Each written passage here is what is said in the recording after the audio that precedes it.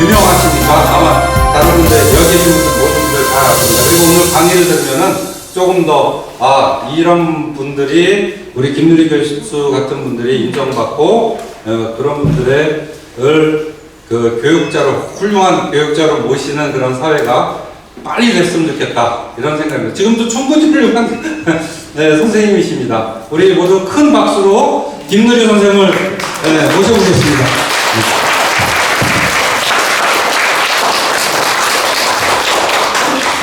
책에 대한 관심도 좀 있으신 것 같아서 제가 최근에 있었던 이야기를 조금 하고 그 다음에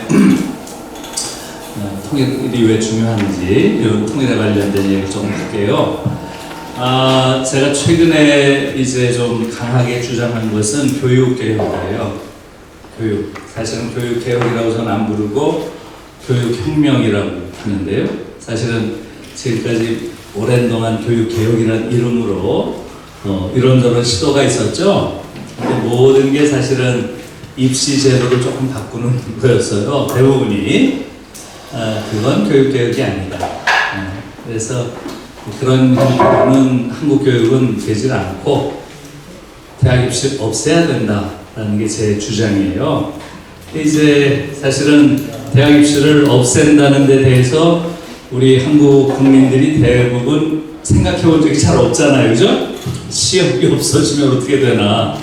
그래서 상당히 좀 당황하신 면이 있는데요. 아무튼 저는 이제 그런 주장을 했고 거기에 대해서 생각보다 굉장히 많은 관심이라고 할까요? 호응이라고 할까요? 이런 게 굉장히 많이 있었어요. 그래서 제가 좀 놀란 것은 그러고 나서 얼마 있다가 정세균 지금 총리죠. 정세균 총리께서 연락을 해오셨어요. 그래서 전화를 받았더니 그 책을 다 읽으셨다고. 그래서 아니 지금 이게 코로나 때문에 지금 국무총리가 사실상 야전사령관 아니에요, 그죠? 사령관이 한가하게 그런 거 읽고 계셔도 되냐고 그랬더니 아무튼 저녁에 이걸 잡았는데 잡으니까 끝까지 읽게 되더라 그렇게 하시더라고요. 그래서 저는 마침 잘 됐다. 이 기회에 좀 이야기를 해야지 해서 다른 건 몰라도 교육은 좀 관심을 가지고 해달라. 개혁 변화를 좀 줘야 된다. 그리고 이 문재인 정부는 정말 교육과 관련해서는 이런 엉터리 정부가 없다. 학문 정책도 없고 교육 정책도 없고 대학 정책도 없고 일체 없어요. 그래서 뭐 유일하게 뭐 하나 했다는 게 조국 문제로 조금 이렇게 시끄러워지니까 뭐 정치를 확대한다 뭐 이런 걸로 오히려 그 이전에 조금 진전시켜 놓은 교육개혁을 오히려 후퇴시키는 이런 걸 지금 하고 있어요. 그래서 아무튼 이 정부가 정말 이렇게 가면 안 되는데 싶어서 저는 이제 교육개혁에 대해서 좀 의지를 가지고 총리께서라도 좀 해달라 이렇게 했더니 아무튼 교육 문제는 우리 국민 전체가 다 한 분 한 분이 다 교육 전문가라서 교육개혁은 정말 어렵다 뭐 그러시더라고요. 그래서 아이고 이분도 안 하시겠구나 이렇게 생각했는데 그러고 나서 조금 있다가 총리실에서 연락이 왔어요. 그게 아마 지난주인데 총리실에서 모교 대화 이런 형식으로 최근에 한국에서 쟁점이 된 여러 가지 문제들을 발제하고 토론하나 봐요. 거기에 교육 문제를 와서 좀 발제해달라 그러더라고요. 그래서 갔더니 교육부 장관이랑 문화부 장관이랑 이렇게 관련 장관들이 와 있고 해서 아이고 잘 됐다. 너무 잘 됐다. 교육부 장관한테 이 얘기를 꼭 해야 되는데 그래서 제가 신이 나가지고 한국 교육을 조목조목 신랄하게 비판을 해놨어요. 이건 교육도 아니다. 지난 100년 동안도 그렇고 이 정부도 그렇고 그 과정에서 너무 아이들이 고통스럽고 우리 부모들이 고통스럽고 한국인 전체가 행복감이라는 거는 없는 너무나 불행 속에서 다 살고 있고 그렇게 불행한 가운데 자라난 아이가 과연 성인이 되면 행복하겠는가? 또 그렇게 행복감을 한 번도 체험하지 못한 아이들이 또 타인을 행복하게 해줄 수 있겠는가? 그러니까 한국 사회를 지배하고 있는 거대한 불행감 같은 것, 그 근원은 아마도 교육이다. 아무튼 그런 식의 취지의 좀 센 이야기를 했어요. 그랬더니 아무튼 교육부 장관 표정이 별로 안 좋더라고요. 네, 그래서 그걸 여러분들이 확인하실 수가 있어요. 그걸 KTV에서 생중계를 했어요. 또 그것을 유튜브에 이렇게 그 부분 전체 분량을 올려놨더라고요. 그래서 제 이름 치고 모교대와 쳐도 되고요. 그렇게 같이 치면 그 전체를 보실 수 있고요.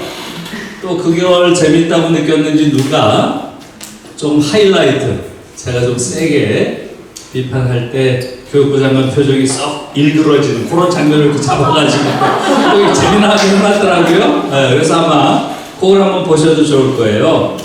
그래서 오늘은 통일 이야기를 하는 거기 때문에 제가 교육 이야기를 자세히 말씀드리진 않을게요.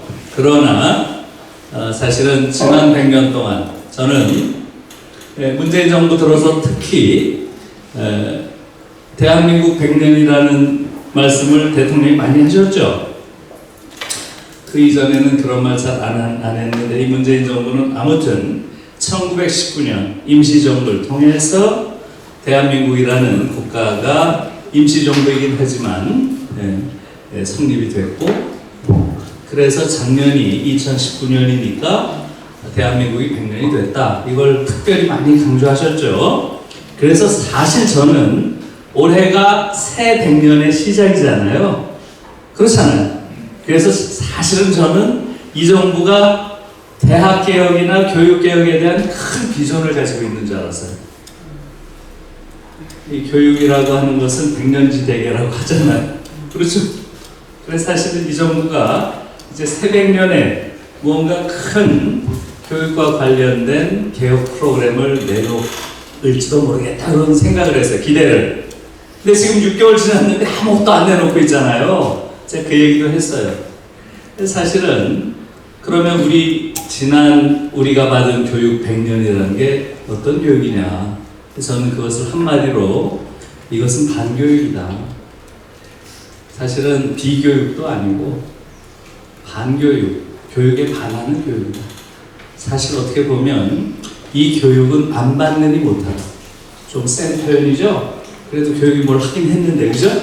제가 보기에는 이것은 정말로 교육이라고 부를 수 없는 교육이었다라고 저는 확신을 해요. 지난 100년을 한번 돌아보면 금방 알 수 있죠. 30년 동안 일제하에서 교육이라는 건 뭐였어요? 이것은 완전히 한국 시민을 길러내는, 일제의 노예들을 길러내는 그것을 교육이라고 불렀죠. 그 다음에 해방이 됐어요. 해방이 되고 나서 40년, 민간 독재 10년, 군사 독재 30년입니다. 우리 현대사가 너무나 굴곡진 현대사죠. 그동안에 길러내고자 한 것은 뭐예요? 교육의 목표가 반공투사, 산업전사 이런 거예요. 그리고 나서 지금 민주정부가 30년 된 거예요. 30년. 민주정부는 그럼 제대로 된 교육을 하려고 했나요? 민주정부에서 기르려고 한 것은 인적자원이에요. 인적자원. Human Resource. 지금 돌아보면 너무 끔찍한 이야기예요. 인간을 기르는 게 아니라 어디에 써먹을 적당한 자원을 기르는 걸 교육의 목표로 삼았는데 왜 우리가 그 당시에 강하게 그러한 정책에 비판하거나 저항하지 않았을까? 정말 좀 후회가 돼요. 민주정부 또한 인간을 키우고자 하는 그런 교육을 해본 적이 없어요. 다시 말하면 지난 교육 100년 동안 성숙한 인간, 또 성숙한 민주주의자를 기르는 교육을 해본 적이 없어요. 그러니까 우리가 이렇게 된 거예요. 별로 성숙하지도 못하고 또 제대로 된 민주주의자도 못 된 거죠. 그것은 저는 교육에 책임이 크다고 봐요. 그렇다면 새로운 100년은 정말 성숙한 존엄한 인간을 키우고 성숙한 민주주의자를 키우는 그런 교육이 돼야 되겠죠. 그래서 아주 근본적으로 새로운 교육에 대한 인식의 틀을 바꾸는, 소위 패러다임을 바꾸는 그런 근본적인 교육개혁이 지금 필요한 때라고 저는 생각해요. 딱 딱 100년이 이제 지났으니까 앞으로는 완전히 새로운 교육으로 가야 된다. 이렇게 이야기를 했고요. 그 새로운 교육을 하나의 단어로 말한다면 뭐가 될까 하는 것을 지난 100년 동안 한국 교육을 지배한 것은 한마디로 말하면 요즘 많이 쓰이는 말로 소위 메리토크라시라는 것이 아닐까 이렇게 생각을 해봤어요. 메리토크라시라는 말은 소위 한국에서는 능력주의 이렇게 많이 번역이 되는 말이에요. 네? 그러니까 그것이 일제 때 한국 신민을 기르든 그 이후에 방공투사를 기르든 그 이후에 인적 자원을 기르든 유능한 한국 신민, 유능한 인적 자원, 유능한 방공투사 그걸 기르는 게 일관된 한국 교육의 목표였어요. 유능성, 능력, 수월성, 교육 이게 이제 한국 교육의 목표였는데 더 이상 그렇게 가서는 안 된다는 게 제 생각이고요.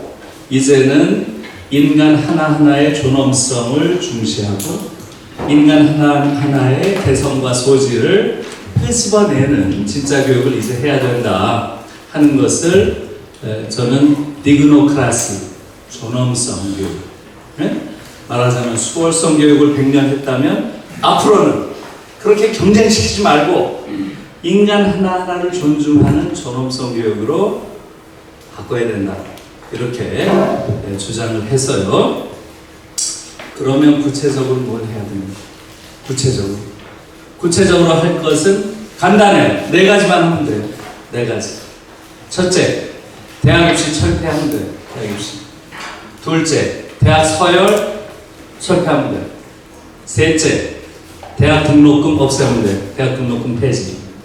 넷째, 특권 학교 폐지. 이 4가지를 요구했어요. 아무튼 제가 받은 느낌으로 교육부 장관은 저자가 뭔 소리를 하나 깜짝 놀란 것 같아요. 네? 그러나 여러분들도 아마 비슷하겠죠. 대학 입시를 폐지하고 대학 서열 폐지하고 대학 등록금 폐지하고 또 특권 학교 폐지해라. 너무나 꿈 같은 얘기죠. 그래가지고 나라가 돌아갈까? 이런 생각마저 들죠. 걱정이 되죠. 여러분들이 드는 걱정만큼 한국 사회가 세계적 흐름에 뒤처져 있는 거예요. 이것은 꿈도 아니에요. 이상도 아니에요. 그냥 다른 나라에서 다 하는 거예요. 유럽에서는 다 상식이에요. 이게 일상이고. 대학 시험 보는 나라 거의 없어요. 네? 우리가 알고 있는 한국 주변의 나라들, 미국의 영향을 받은 나라들이나 시험을 보지 유럽에서는 이미 시험이 없어진 지가 오래됐어요. 그리고 엘리트 대학이라고 하는 대학 서열도 없어요. 여러분들이 아마 그래도 유럽은 왜 대학 서열 있는 것 같은데 이런 생각이 들죠? 왜 그래요? 영국 때문에. 그죠? 영국은 옥스퍼드, 케임브리지 이런 명문 대학이 있죠? 옥스퍼드, 케임브리지가 있는 영국은 유럽이 아니에요. 네. 그래서 항상 이렇게 이야기를 할 때 영미 모델, 유럽 모델 이렇게 얘기합니다. 영국은 지리적 위치는 유럽에 가까이 있지만 실제로 사회 시스템은 완전 미국식이에요. 영미는 그래서 항상 같이 다녀요, 얘들은. 그래서 사실 이번에 브렉시트라는 걸로 영국이 어떻게 했어요? 유럽에서 빠지겠다 그랬죠? 사실은 유럽에 있는 다른 나라들은 사실은 별로 아쉬워하지 않았어요. 물론 겉으로는 아쉬워했죠. 그러나 사실은 별로 아쉬워하지 않았어요. 영국은 사실은 미국 쪽에 가까운 사회 시스템, 경제 시스템, 교육 시스템 다 그렇게 가지고 있는 나라였어요. 아무튼 영국 빼고는 그런 나라들이 없어요. 유럽의 대부분의 국가에서는 대학의 서열이라는 것 자체가 없어요. 다 원하는 대학들을 가도록 해놨고 엘리트 대학 시스템 자체가 없어요. 그런 게 좀 강하게 있었던 데가 어디예요? 프랑스예요. 프랑스는 소르본느가 있었죠. 소르본느 어떻게 했어요? 1968년에 소위 68혁명이라는 것이 있었는데 이게 굉장히 중요한 혁명이에요. 이것이 일종의 유럽 전체, 세계 전체를 바꿨어요. 누가 그랬어요? 그 체제에 의해서 고통을 받는 자가. 모든 혁명은 사실은 세계혁명이에요. 고통받는 자가 혁명하는 거예요. 여성혁명 누가 했어요? 예, 여성들이 한 거예요. 여성 해방을 여성들이 한 거지. 흑인 해방 누가 했어요? 흑인들이 한 거예요. 예, 학생 해방 학생이 하는 거예요. 그런데 지금 한국 학생들은 너무나 정치적 미숙아로 조련해놨죠. 한국 학생들은 스스로 생각할 능력을 완전히 상실했어요. 이것은 군사 파시스트들이 그렇게 만든 거예요. 군사 독재 30년 동안 학생들이 정치적 의식을 가진 성숙한 민주시민이 되는 걸 두려워했어요. 그래서 학생들을 이렇게 미숙한 정치적 미숙아로 놔두는 것을 말하자면 정권의 정책적 목표로 삼은 거예요. 너무 재밌는 것은 민주정부 30년 됐잖아요. 그래요, 안 그래요? 민주정부가 그걸 답습하고 있어요. 저는 사실은 분노가 있어요. 그런 부분에 있어서. 이런 민주정부의 무능에 대해서. 민주정부가 정권 교체를 하면 제일 먼저 해야 됐던 게 교육개혁이에요. 다시 말하면 학교 안에 남아있는 파시즘의 잔재들을 완전히 걷어내는 것. 그리고 정상적인 교육을 하는 것. 올바른 교육을 하는 것. 이게 첫 번째 해야 될 일이었어요. 만약에 그런 교육을 했다면 박근혜 현상은 상상할 수도 없는 거예요. 역사 교육만 제대로 했어도 그런 파시스트의 후예들이 다시 정권을 잡는 이런 터무니없는 일은 일어나지 않죠. 그러나 그걸 소홀히 했어요. 지금까지도 소홀히 하고 있어요. 이 정부도 과거 파쇼 정부가 했던 그 관행을 그대로 따르고 있는 거예요. 아이들 하나하나를 성숙한 민주주의자가 되도록 제대로 정치교육을 시켜야죠. 민주시민 교육을 시켰어야죠. 지금도 그런 걸 시키지 않고 또 아이들이 거리에 나와서 자기 주장을 할까봐 두려워요. 이건 있을 수 없는 얘기예요. 아이들이 스스로 나와서 자기 주장을 하는 아이들로 키워야죠. 그게 민주시민인 거예요. 벌써 중고등학생이면 얼마나 다 큰 애들이에요. 독일 아이들 같은 경우는 초등학생 때부터 데모를 해요. 그리고 이 데모 시비하는 게 가장 중요한 교육이라고 생각을 해요. 왜? 민주시민은 자기가 가지고 있는 생각을 공공연하게 공개적으로 표현할 수 있어야 된다는 거예요. 그게 민주시민의 첫 번째 태도예요. 그래서 초딩 때부터 초딩 시위가 그렇게 많은 거예요. 독일의 경우. 우리는 정반대로 과거에 말하자면 관행에 따라서 그런 것들을 억압하고 심지어 지금 한국 사회에서 저는 이제 수구라고 부르는 일반적으로는 보수라고 부르는 그러나 제가 수구라고 여러 번 이야기했죠. 수구라고 부르는 한국 보수들은 어떻게 얘기를 해요? 그러다가 교실이 정치화되면 어떻게 하느냐? 그래야 안 그래요? 그러면 소위 진보라고 불리는 사실은 보수인 현재 집권하고 있는 여당 얘들은 어떻게 해요? 그거 맞아. 그래가지고 또 이렇게 후퇴를 해요. 네? 이건 있을 수 없는 이야기예요. 사실은 어떻게 돼요? 아이들이 학교 안에서 성숙한 민주주의자가 되도록 교실을 정치화해야죠. 지금 정치화해서는 안 된다고 하는 그들, 과거 독재 정권의 후예들, 파시스트들, 그들이 하는 말이라는 건 너무나 파렴치한 말, 염치가 없는. 그들이 학교를 어떻게 만들어놨어요? 정치의 장 정도가 아니라 파쇼들의 군사 훈련장으로 만들었어요. 제가 거기서 큰 사람이에요. 제가 증거예요, 증거. 네? 우리의 학창 시절이라는 것은 완전히 파시스트들이 만들어 놓은 그런 군사 훈련장에서 학교에서 교련하고 사람 죽이는 연습하고 그러면서 걔들의 강령을 외우고 이런 교육을 우리가 받은 거예요. 그런 자들이 학교가 정치화될까봐 걱정을 해요? 말도 안 되는 이야기들이에요. 그래서 한국 사회가 정말 성숙한 사회가 되려면 교실이 민주주의의 산실이 돼야 되는 거예요. 거기서 아이들이 성숙한 민주주의자로 이렇게 성장을 해야 한국 사회가 아주 안정적인 그런 민주사회가 되는 거죠. 그런데 지금 이 민주당 정부도 마찬가지예요. 이 민주당 정부도 학생을 정치적인 미숙아라고 이야기를 하고 교사들은 정치적 금치산자로 묶어놔서요. 아무것도 못하게. 정말 있을 수 없는 얘기예요. 제가 총리실에서 지난번 강연할 때도 이야기를 하다가 이 이야기가 나와가지고 너무 화가 나가지고 막 뭐라고 해야 됐어요. 예? 교실이라는 곳이 가장 중요한 민주주의의 묘판을 키우는 곳인데 교실에서 묘목을 잘 키워가지고 이 아이들이 온 사회에서 아주 무성하게 자란 민주주의자들이 돼야 될 거 아니에요. 그래야 우리 사회 전체가 성숙한 민주사회가 되는 거죠. 교실에서 민주주의자를 안 키워요. 그럼 어디서 민주주의자가 나오죠? 이런 터무니없는 짓을 이 정부에서도 계속 하는 거예요, 지금 관성적으로. 그래서 아무튼 그런 부분이 있는 것이고요. 그래서 무슨 얘기를 하더라고요. 아무튼 프랑스에서 프랑스 아이들이 그 아이들이 스스로 거리에 나와가지고 자신을 해방시킨 거예요. 그게 오늘날 유럽의 시스템인 거고요. 독일도 마찬가지였고. 그래서 제가 총리실 그 강연에서도 맨 마지막에 그 얘기를 했어요. 이제 한국에서 고등학생들이 길거리에 나와서 프랑스 아이들처럼 우리는 공부하는 기계 아니다. 우린 존엄한 인간이다. 이걸 외쳐야 된다. 그러면 한국 사회도 마찬가지 없앨 수 있다. 에? 근데 모르겠어요. 아이들이 그렇게 할 수 있을지. 그렇게 하기 어렵죠 지금. 에? 왜? 너무나 미숙한, 말하자면 그런 정치적 미숙아로 우리가 키워놨고 그 아이들이 스스로 민주적 권리가 무엇인지 몰라요. 그러니까 자기를 그렇게 표현하는 걸 두려워해요. 에?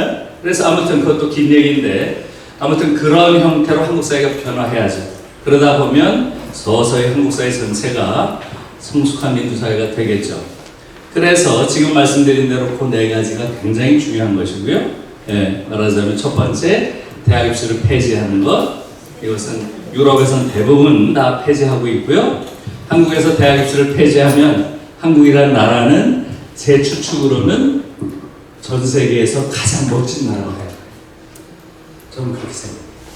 그 이야기 조금 이따 드릴게요. 왜 전 세계에서 가장 멋진 나라가 될지. 예, 대학 입시를 폐지합니다.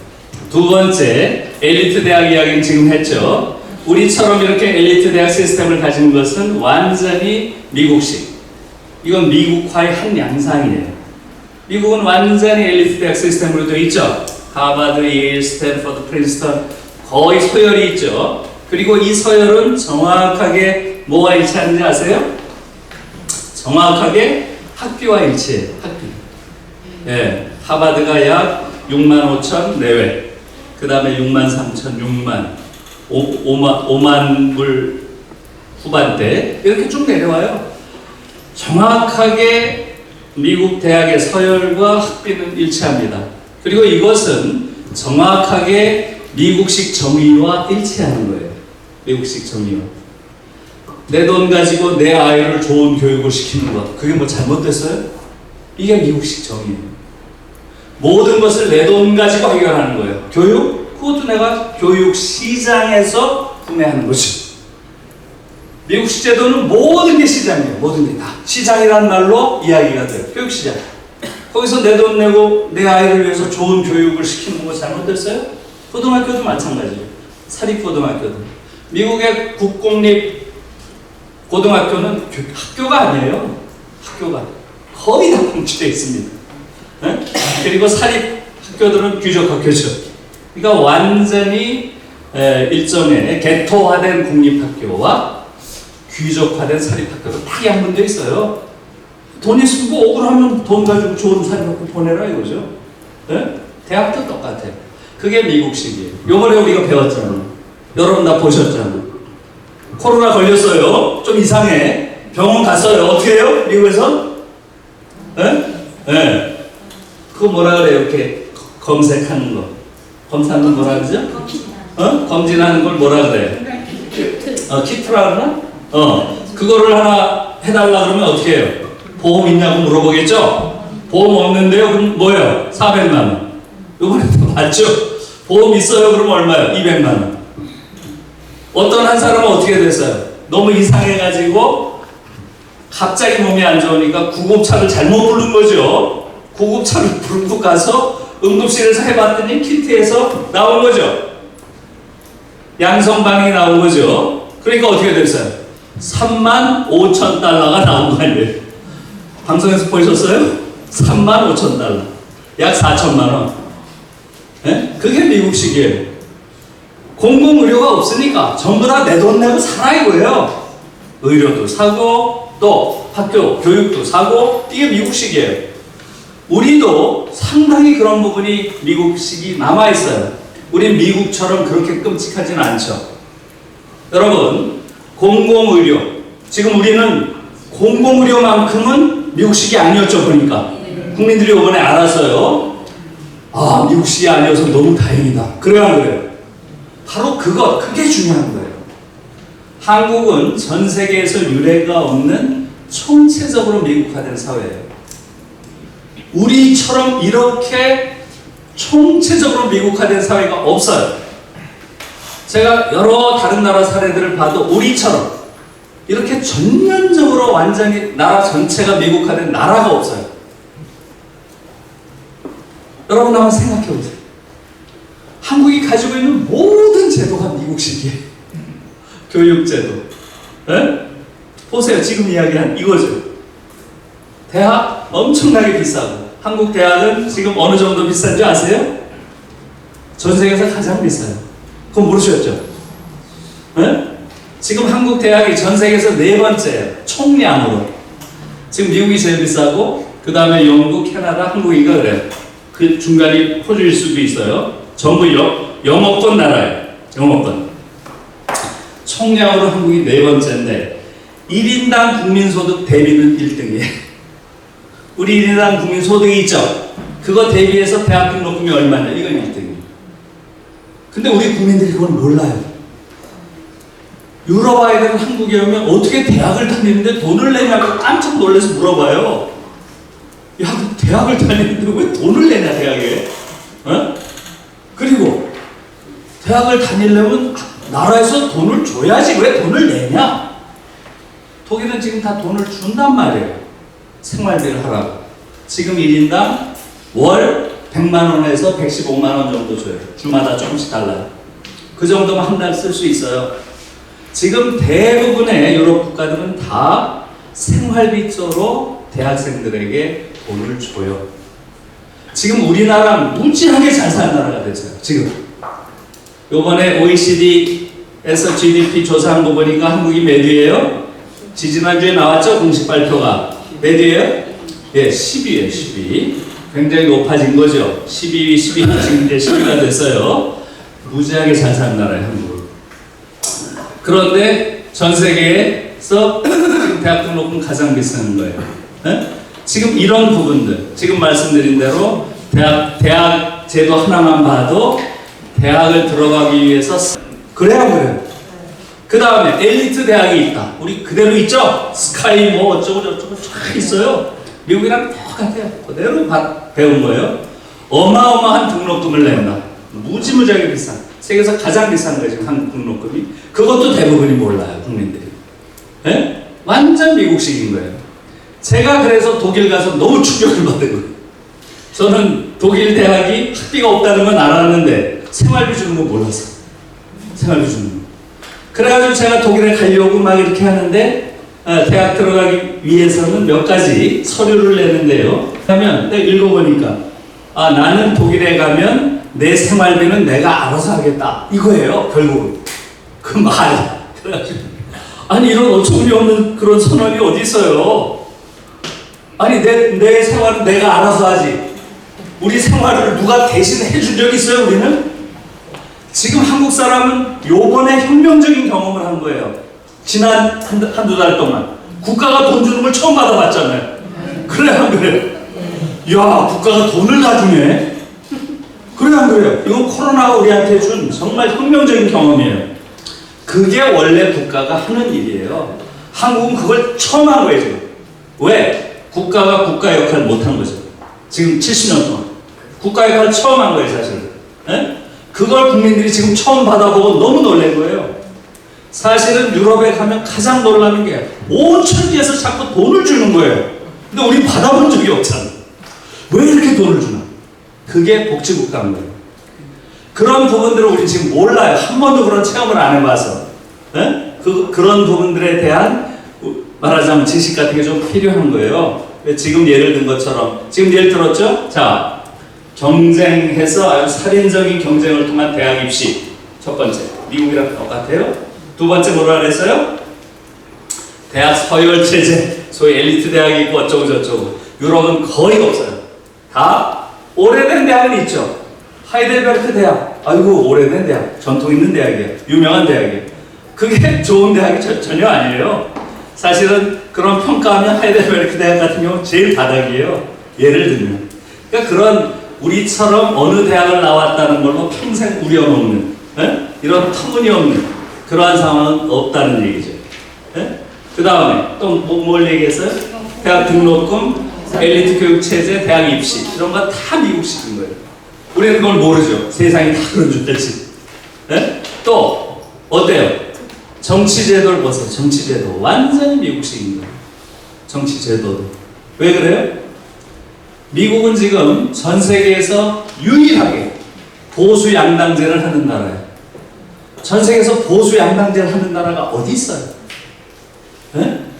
보수 양당제라는 게 사실은 정상적인 정치 제도예요. 여러분, 정당이 왜 있어요? 서로 다른 정책을 가지고 서로 경쟁하면서 그걸 통해서 국민들이 가지고 있는 의사를 대변하고 갈등을 미리 조정하고 이런 식으로 해서 국가 전체가 어떤 균형을 이루면서 발전하기 위해서 정당이 있는 거죠. 그런데 두 개의 정당이 똑같은 놈이 있어. 그게 무슨 민주주의예요? 민주당, 공화당 거의 차이가 없어요. 미국은. 그래서 그걸 보수 양당제라고 하는 거예요. 보수 양당제. 예. 그래서 이것은 지금 우리 어때요? 똑같죠. 우리는 사실은 보수 진보가 경쟁한다고 이야기를 하지만 문재인 정부는 그냥 본인들이 주장할 수는 있지만 세계적 기준에서 보면 아무리 잘 봐줘도 보수 자유주의적 보수 정도예요. 아니면 굉장한 보수예요, 사실은. 그 다음에 소위 보수라고 하는 정당 있죠? 저 정당은 수구예요, 100%. 저 정당은 아주 순수한 수구예요. 리얼 수구예요, 리얼 수구. 그 얘기를 하려면 또 기니까 더 이상 그 얘기는 안 할게요. 한국은 지금 정확하게 보면 수구와 보수가 과도 지배를 70년째 해오는 나라예요. 그래서 이렇게 불평등한 나라가 된 거예요.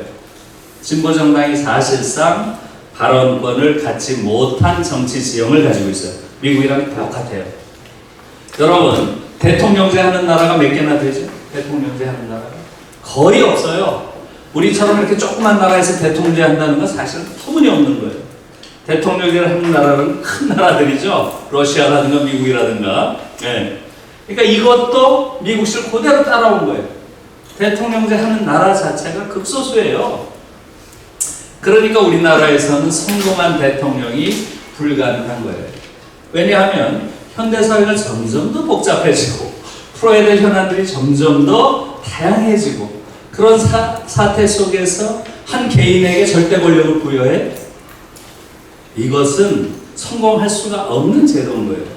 미국보다도 더 강력한 대통령의 권한을 가지고 있어요. 미국 대통령은 사실은 외치를 담당하는 거죠. 내치는 전부 주지사들이 하는 연방제 국가잖아요.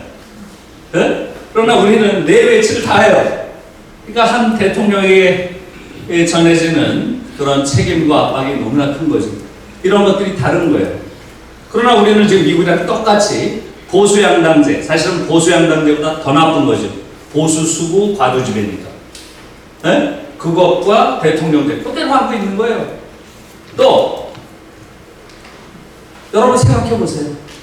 한국은 이 자본주의 제도도 완전히 미국이랑 똑같아요. 자본주의 제도 어떻게 돼 있어요?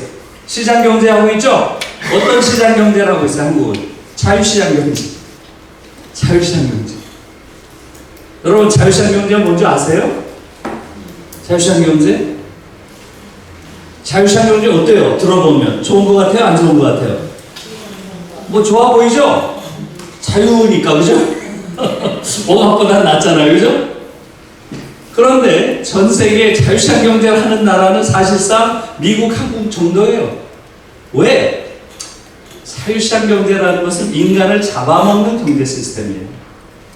그러니까 설명이 좀 필요하죠. 네? 거의 대부분의 정치 용어는 굉장히 기만적이에요. 그래서 그것을 잘 들여다봐야 돼요. 네? 자유시장 경제라고 하는 것은 미국이 자유시장 경제고 우리랑 똑같아요. 좀 전에 제가 설명했죠. 자, 내가 코로나 걸린 것 같아. 그죠? 그러면 검진 받아야죠. 그러면 뭐라 그래요?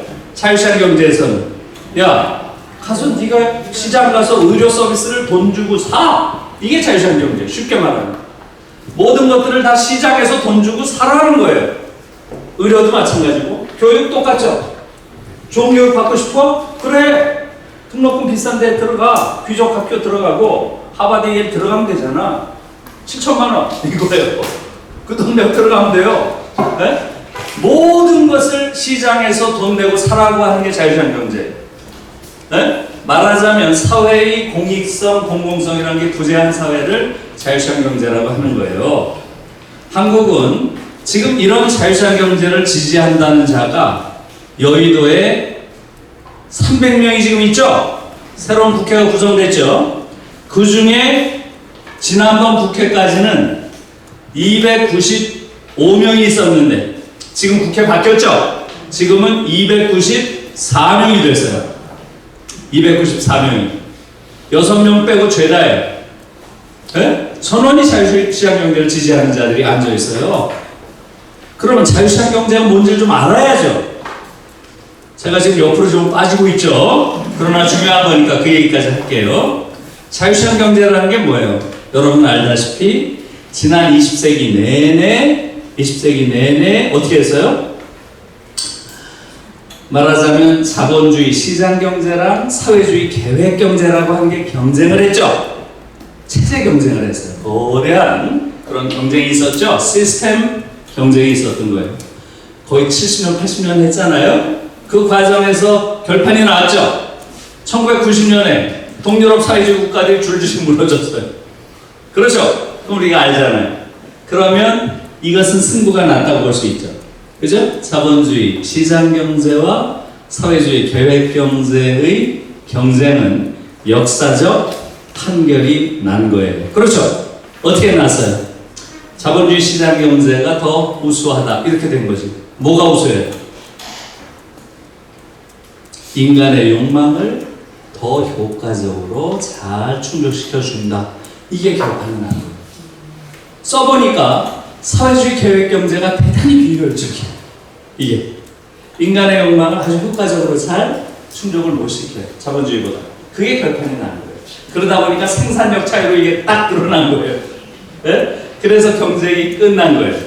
분명한 거예요, 이게. 다시 말하면 지난 한 세기가 우리한테 준 명확한 결론은 자본주의 시장 경제가 사회주의 계획 경제보다 더 효과적으로, 더 합리적으로 인간의 욕망을 잘 채워준다. 자본주의가 이긴 거죠? 맞아요. 이제부터가 문제예요. 자본주의는 더 효과적으로 인간의 욕망을 채워주는 체제인데 문제는 이걸 가만히 자유롭게 멋대로 하라고 놔두면 잡아먹는다는 거예요. 이게 문제예요. 효율적인 체제인데 이것을 자유롭게 놓아두면 인간을 잡아먹는 야수가 된다는 거예요. 그래서 독일에서는 이것을 야수 자본주의라고 해요. 일반적으로 야수 자본주의란 말을 굉장히 많이 써요. 저는 여러분들도 야수 자본주의라는 말을 입에 딱 붙이고 자주 쓰길 바래요. 그 용어를. 그래야 한국 사회의 이런 야수 자본주의의 야수성이 줄어들 수 있어요. 정치인들도 그걸 두려워해야죠. 네? 독일에서는 일반적으로 쓰는 말이에요. 자본주의 앞에 야수를 붙이는 것은. 네? 그러니까 다시 말하면 자본주의 시장 경제는 인간의 욕망을 아주 효과적으로 충족시켜주는 체제인데 그게 우리나라 지금 체제죠. 그런데 이걸 자유롭게 내버려 두면 인간을 잡아먹는다는 거예요. 야수가 돼서. 바로 그것이 한국 사회의 비극의 원인이에요. 지금 한국 사회는 전 세계에서 가장 자살률이 높은 나라예요. 아시죠? 16년째 1위예요. 사실상 1위예요. 재작년 딱 한 번 2위 했어요. 리투아니아에 어떻게 밀려가지고 2등을 했다가 작년에 다시 회복했죠. 한국에서 이 자살이라고 하는 것은 완전히 사회적 타살이에요. 거기에 무슨 철학적 자살 이런 거 거의 없어요. 99%가 생의 벼랑에 몰려서 목숨 끊는 거예요. 한국에서. 왜? 그걸 받아줄 사회보장 시스템 전혀 없으니까. 그냥 떨어져 죽는 거예요. 너무나 끔찍한 거죠. 예? 또 전 세계에서 노동자들이 일하다가 죽는 소위 산업재해 사망률이라는 게 24년째 1위예요. 지금 24년째. 이 정부 하에서도 계속 1위예요. 지금 이 정부 3년 됐잖아요. 예? 지금 노동자들이 그렇게 죽어가는데 조국이 무슨 그렇게 중요해요? 뭐가 더 중요해요? 사람들이 죽어가고 있어요. 사람들이. 노동자들이 일하다 죽어가고 있어요. 그래서 지난 20년간 4만 5천 명 정도가 대체로 죽었다는 거예요. 1년에 2천 명 이상이 죽어가고 있습니다. 1년에 2천 명. 20년 동안 4만 명 이상이 죽었어요. 이것은 뭐예요, 사실은? 여러분들이 전쟁살 보세요. 이렇게 많은 사람이 죽나? 전쟁 중이라도. 그래서 저는 사실은 한국은 일종의 내전 상태라고 생각해요. 전쟁 중이에요, 지금. 1년에 약 2천 명 이상의 노동자들이 자본에 의해서 죽어나가는 그런 내전 상태라는 거죠. 네? 끔찍한 이야기예요. 그런 것들을 개선하려고 하지 않습니다. 전 세계에서 불평등이 가장 심한 나라예요, 지금 한국이. 네? 그건 또 이야기하려면 그것도 30분 걸리니까 안 할게요. 여러분들이 확인해 보세요. 제가 차클에서도 얘기를 했어요. 여러 가지 지표를 들어서 전 세계에서 노동 시간이 가장 긴 나라예요. 한국의 노동자들은 그야말로 노동기계입니다. 노동기계. 예? 최근에 제가 다시 한번 확인해 보려고 최근에 나온 걸 봤더니 여전히 똑같아요. 독일이 1300시간, 한국이 2000시간이랍니다. 1년에. 어떤 지표는 2300시간 하는 것도 있어요. 그러니까 독일보다 700시간 내지 1000시간을 더 일해요. 5개월 더 일하는 거예요. 5개월. 예? 이것은 전혀 과장된 게 아닐 거예요. 왜? 공식적인 거에 불과하니까. 실제로는 금요일날 저녁 때 되면 주말에 일할 거 주섬주섬 챙겨가지고 저 집에 가죠? 실제로 일을 더 할 거라고요. 살인적인 경쟁 속에서 살아남아야 되니까 시키지 않아도 할 수밖에 없어요. 그런 게 기업 문화로 되어 있잖아요. 다시 말하면 한 인간이 아주 안온하게 자기 자신의 삶을 즐기거나 깊이 자신의 삶을 성찰하거나 이런 행복감에 젖을 여지가 없어요. 완전히 자본이 시키는 대로 할 수밖에 없는 그런 구조를 우리가 가지고 있는 거예요. 이런 것들이 지금 한국 사회란 말이에요. 다시 말하면 자유시장 경제라고 하는 것은 여러분들은 자유로우니까 좋다 이렇게 생각하지만 그게 아니에요. 여기서 말하는 자유라는 것은 기업의 자유, 시장의 자유를 이야기하는 거예요. 인간의 반자유를 이야기하는 거예요. 기업과 시장의 강력한 자유하에서 인간은 사실상 노예처럼 길들여지는 게 자유시장 경제예요. 그래서 유럽에서는 자유시장 경제를 하는 나라라는 건 찾아볼 수 없는 이유가 거기 있는 거예요. 인간은 잡아먹으니까.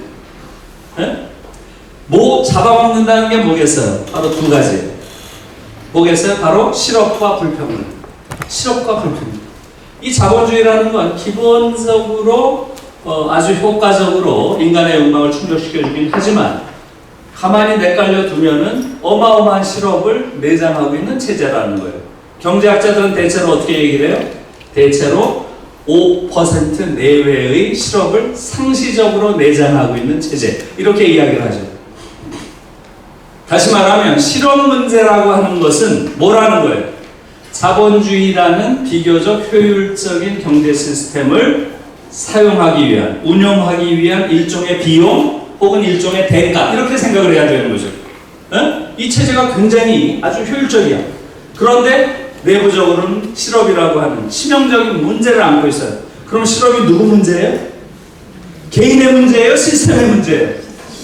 100% 시스템의 문제죠. 그런데 우리나라에서 네가 게을러서, 네가 못나서, 네가 뭐해서 어쩌고 저쩌고 전부 개인에게 탓을 돌리는 거예요. 파렴치한 거예요, 이것은. 네? 그러니까 뛰어내리는 거예요. 이게 지금 한국 사람들은 아직도 인식을 못해요. 이런 부분들을. 왜? 99%의 정당이 자유시장 경제를 지지하고 있으니까 한국은 전 세계에서 가장 끔찍한 야만적 야수자본주의가 작동할 수밖에 없는 나라예요, 지금. 그래서 사는 게 너무 고통스러운 거예요. 우리 모두가. 에? 어떤 행복감을 느낄 수가 없어요. 그러다 보니까 사실은 현대의 착취라고 하는 것은 더 이상 자본가가 노동자를 회초리를 들고서 물리적으로 억압하는 이런 착취를 하지 않아요. 어떻게 한다 그랬어요? 차기 착취. 차기 착취. 노예 감독관을 여기다 심어놨어. 여기다. 내 안에 있어요. 노예 감독관이. 저 밖에 있는 게 아니라. 그러니까 스스로 알아서 자기를 착취하게 합니다. 이게 현대식 착취의 방식이에요. 즉 자기 착취죠. 우리나라에서는 이 자기 착취를 자기 개발이라고 불러요. 자기 개발. 자기 개발이라는 이름으로 24시간 자기 착취합니다. 이제는 더 이상 과거처럼 노예 감독관이 밖에서 물리적으로 폭력을 해서 착취하는 게 아니에요. 스스로 알아서 착취합니다. 스스로 알아서. 이게 너무나 끔찍한 거예요. 과거에 착취를 하던 시절에는 어떻게 돼요? 착취 당하는 내 안에 뭐가 생겨요? 저항의식이 생기죠. 그래요, 안 그래요? 나를 착취하는 그자에 대해서 내 안에 저항의식이 생기죠? 그런데 지금은 스스로 알아서 착취를 하잖아요. 여러분 자기 착취에 동의를 안 하시는 것 같아요. 동의하세요? 네. 여러분들이 쉽게 확인할 수 있어요. 여러분들이 좀 행복해지려고 한번 생각을 해보세요. 어느 순간 나를 위해서 온전하게 이 시간을 써야지. 네? 온전하게 나만을 위해서, 내 행복을 위해서 내가 어떤 기쁨을 만끽해야지. 음악을 듣고 커피를 마시든 뭘 하든 그런 안온한 어떤 행복에 젖어보려고 한번 시도해보세요. 갑자기 이 안에 있던 노예 감독관 튀어나오죠? 너 뭐하고 있니? 네? 그래요, 안 그래요? 다른 사람들은 뭘 하고 있는데 너는 지금 스스로 그런 행복감을 향유할 그런 여유가 있어? 정말이야? 이렇게 노예 감독관이 안에서 소리 지릅니다. 그래요, 안 그래요? 많은 사람들이 체험했을 거 아니에요. 그게 한국 사회예요. 그러니까 알아서 무한 착취를 하는 거예요. 모든 사람들이 너무나 고단해요. 너무나 피곤해요. 그래서 피로사회라는 책까지 나왔잖아요. 독일에 나왔어요. 독일에서. 그걸 쓴 사람이 한국인이에요. 한병철이라고. 그래서 내가 이건 당연히 한국인이 써야지. 누가 쓰겠어요? 네? 한병철이라는 자가 쓴 거예요. 네? 독일에 있는 한국인 철학자입니다. 그게 지금 한국의 상황이에요. 그러니까 어떻게 돼요? 이 자기 착취를 하는 사람은 착취와는 달리 착취는 자기 해방이 가능해요. 왜? 저항의식이 생기니까. 어느 순간 착취당하는 자들이 모여서 착취하는 자를 넘어뜨립니다. 혁명이죠. 그죠? 역사는 바로 이 과정이었어요. 그런데 자기 착취는 혁명이 불가능해요. 왜? 자기 착취를 하는 사람은 저항의식을 갖는 게 아니라 뭘 가져요? 죄책감을 가져요. 죄책감. 또 자기를 탓합니다. 내가 더 열심히 했어야 되는데 내가 너무 안 했어. 내가 바보야. 내 책임이야. 그래야 안 그래요. 자기 자신을 공격합니다. 자해하거나 자살을 해요. 그게 한국 사회의 모습이에요. 그래서 전 세계에서 자살률이 가장 높습니다. 네? 그런 사회가 지금 된 거예요. 예, 지금 제가 너무나 끝없이 옆으로 가고 있죠. 네, 통일되기를 해야 되는데, 네, 아무튼 이게 중요한 이야기고 제 책에서도 바로 이 부분을 지적하고자 했던 거예요. 그래서 한국 사회는 완전히 미국식 사회예요, 지금. 그리고 또 그 제도, 지금 자유시장 경제, 이건 완전히 한국과 미국이 같다는 걸 제가 사례로 좀 설명드린 거고요. 유럽은 다르다는 거죠. 유럽은 어떻게 해요? 자유시장 경제가 아니에요. 네? 유럽은 사회적 시장 경제라고 해요. Social Market Economy라고 하는 거예요. Social. 우리는 Free Market Economy고 유럽은 Social Market Economy. 이건 뭐겠어요? 아까 말씀드린 대로 자본주의는 아주 효과적인 그런 시스템인 건 분명하죠? 그런데 인간 잡아먹는다 그랬죠? 인간을 잡아먹는 요 부분. 다시 말하면 자본주의의 효율성을 우리가 최대한 활용하되 자본주의가 인간을 잡아먹는 이 야수성, 이것은 최대한 제어해야 되겠죠. 못 잡아먹게. 그래요, 안 그래요? 아까 말씀드린 대로 자본주의라는 건 유럽에서는 야수에 비유한다 그랬잖아요. 엄청 잘 뛰어다녀요. 그러니까 이 활력은 우리가 활용하자 이거예요. 에? 그 대신 이게 사람을 못 잡아먹게 될 거 아니에요. 요것은 통제해야 되는 거죠. 그걸 어떻게 하느냐 하는 거예요. 여러분, 야수성이라고 하는 것의 핵심이 뭐겠어요? 구체적으로는 바로 실업과 불평등이에요. 실업과 불평등. 아까 말씀드렸죠? 4% 정도의 실업 문제가 있는 것이고, 그 다음에 불평등은 필연적으로 자본주의가 가져오는 내적 속성이에요. 그래서 한국이 전 세계에서 가장 불평등한 나라가 된 거예요. 에? 그리고 지금 실업의 고통을 가장 많은 사람이 느끼는 나라가 된 게 바로 그래서 그런 거예요. 그것을 막아낼 수 있는 법률을 누가 만들어요? 국회의원들이 만들어야 되는데, 한국은 국회의원들이 이 체제를 지지하고 앉아있는 자들이 99%예요. 그러니까 사람들이 죽어나가는 거예요. 지금 24년째 노동자들이 전 세계에서 가장 많이 죽어나가는 나라인 거예요. 에? 이 정부 들어와서도 전혀 바뀌지 않았어요. 이것은 바로 이러한 체제이기 때문에 그렇게 된 거예요. 미국도 똑같습니다. 미국도 자유시장 경제, 한국도 자유시장 경제. 전 세계에서 이렇게 순수한 형태의 자유시장 경제를 하는 나라는 없어요. 우리처럼 99%가 앉아있으니까 그런 거예요. 끔찍한 나라인 거예요, 한마디로. 독일의 경우는 이것을 어떻게 푼다 그랬어요? 사회적으로 푼다는 말이 뭐겠어요, 여러분? 당연히 국가가 개입해서 이 두 가지 문제, 뭐예요? 실업과 불평등. 이걸 국가가 조정해줘야죠. 이게 국가의 핵심적인 역할일 거예요. 그것을 안 한다는 건 상상할 수 없는 거예요. 그래서 국가가 개입해서 실업이 발생했다. 그럼 실업은 누구 책임이에요? 시스템 책임이에요. 그러니까 당연히 국가가 실업과 관련해서 실업수당, 실업부조, 재교육, 재취업까지 일체의 프로그램으로 다시 재취업할 때까지 국가가 보장해야 된다는 거예요. 당연히 그래야죠. 당연히. 한국은 일체 없어요. 일체 있다는 게 실업보험이 9개월인가 그렇죠? 그게 다예요. 그 후에 어떻게 하라는 그 후에 도대체 어떻게 해요? 어떻게 살아갈 수가 없는데. 에? 살아갈 수가 없는 거예요. 지금 그러니까 온갖 일들이 소위 갑질이라는 게 그런 문제 때문에 발생하는 거예요. 살기 위해서 자기에게 맞지 않는 일이지만 할 수밖에 없는 거예요. 그게 지금 한국 사회의 현실인 거예요. 그게 지금 우리가 맞고 있는 것이고요. 독일의 경우는 당연히 지금 실업 문제나 불평등 문제를 국가가 해결해야 된다는 것이고요. 그 해결하는 주된 방식은 뭐겠어요? 어떤 방식으로 해결하겠어요? 여러분? 가장 중요한 게 조세입니다. 모든 복지국가는 조세국가예요. 정의로운 조세. 이게 가장 중요한 거예요. 문재인 정부에게 제가 여러 번 요구했어요. 칼럼 같은 걸로. 정의로운 조세. 에? 조세를 하질 않아요. 지금. 완전히 인기 영합하는 거죠. 정의로운 조세는 당연히 해야 되는 것이죠. 그런데 세금 내는 걸 국민들이 싫어한다는 거? 일종의 파퓰리즘적 그러한 근거로 정의조세 거의 하지 않아요. 결국은 그것은 국가가 아무것도 안 한다는 뜻이에요. 국가가 해야 될 가장 중요한 것은 정의로운 조세를 통해서 자본주의 사회가 만들어낸 실업의 문제와 불평등의 문제를 재분배라는 방식으로 풀어줘야 되는 거예요. 그걸 재분배라고 불러요. 재분배. 조세를 통해서 시장은 엄청난 불평등을 낳죠. 국가가 개입해서 조세로 재분배함으로써 이 불평등을 정의롭게 조정하는 것. 이게 사회적 시장 경제예요. 이해하셨죠? 네. 그게 정상적인 국가예요. 한국은 그걸 안 하니까 전 세계에서 가장 불평등하고 전 세계에서 가장 많은 사람들이 자살하고 전 세계에서 가장 많은 노동자들이 일하다가 죽는 나라가 된 거예요. 그걸 대부분의 국민들이 몰라요. 네? 그 이유는 어디 있어요? 바로 의회에 있는 거예요.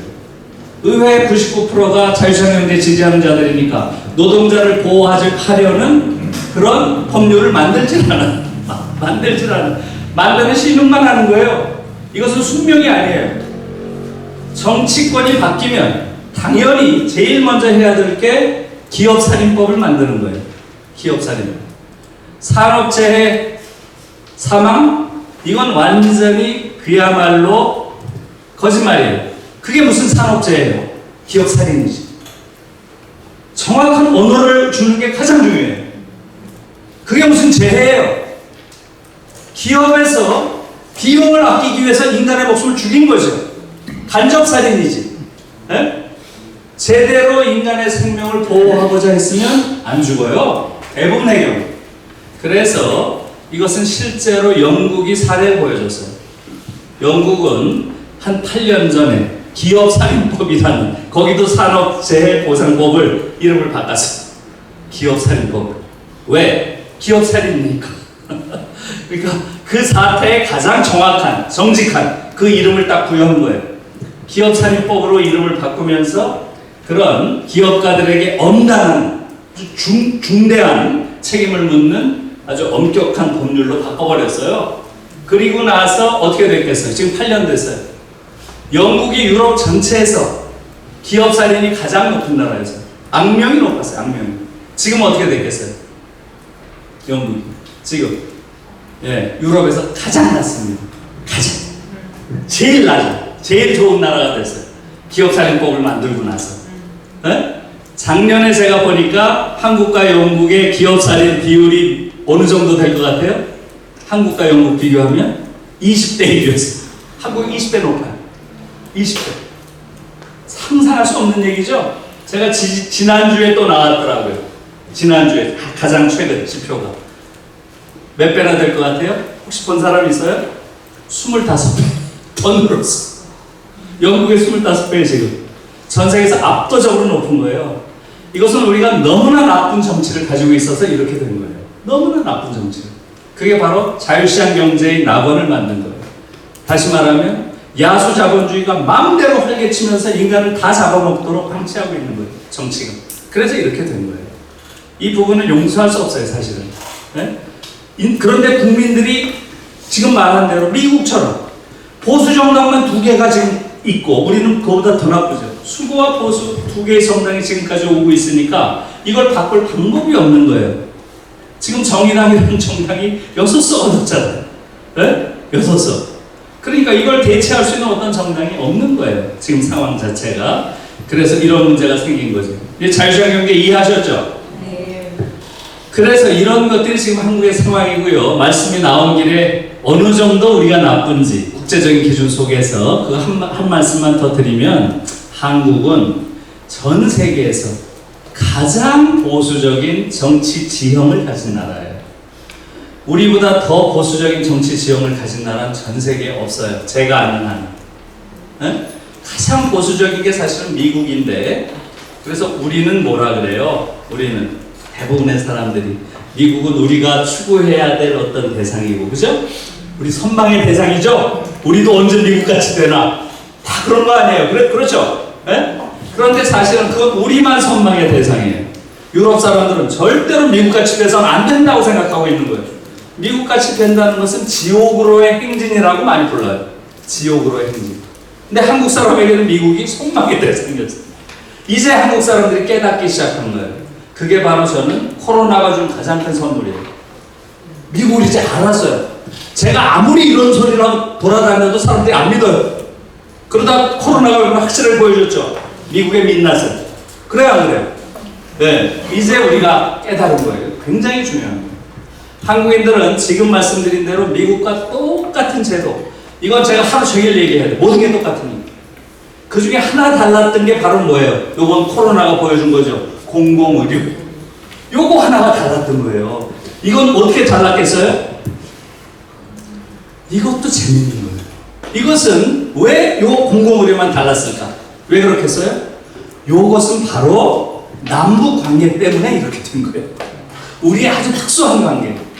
김일성이 60년대에 북한 사회를 완전 의무 의료 체제로 싹 만들어 버렸잖아요. 그러니까 체제 경쟁을 해야 되니까 그 당시에 박정희 정부에서 최초로 우리도 공공의료 체제를 최소한 만들기 시작한 거예요. 이것은 어떻게 보면 남북 경쟁의 밝은 면이죠. 밝은 면, 긍정적인 면이에요. 그러다 보니까 그 체제를 가지고 노태우 정부 때 조금 더 확충을 했어요. 그러다가 김대중 정부 들어오면서 상당히 훌륭하게 정착을 시킨 거예요. 그래서 이렇게 지금 대처할 수 있게 된 거죠. 네? 이것은 다시 말하면 미국을 안 따라했기 때문에 이런 일이 생긴 거예요. 미국을 따라했으면 우리도 똑같겠죠. 가서 검사 받으려고 400만 원 했을 거 아니에요. 그래요, 안 그래요? 네? 그런 부분들을 이제 국민들이 알게 된 거죠. 그래서 지금 말한 대로 이 뭐 사례를 들려면 너무나 많고요. 우리가 가지고 있는 모든 제도가 미국식이에요.